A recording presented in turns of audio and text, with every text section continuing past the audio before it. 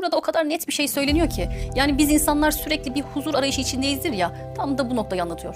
Psikolojide bağlanma kuramı adında bir teori var arkadaşlar. Bu teoriye göre bir çocuğun güvenli bağlanma geliştirmesi hayatı boyunca stresle baş etme becerisini ciddi şekilde etkiliyor.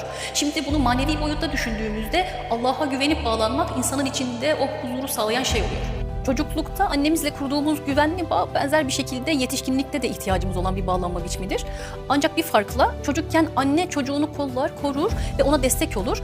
Bu o dönemdeki dünyamız için gerçekten yeterlidir. Fakat takdir edersiniz ki yetişkinlikte insanın içindeki güven duygusunu tatmin etmek için daha aşkın bir güce ihtiyaç var. Çünkü insanların sınırlı kapasiteleri vardır. İnsanlar bazen kıskanabilir, unutkan olabilir, hatta zaman zaman nankör ve tembel davranabilirler.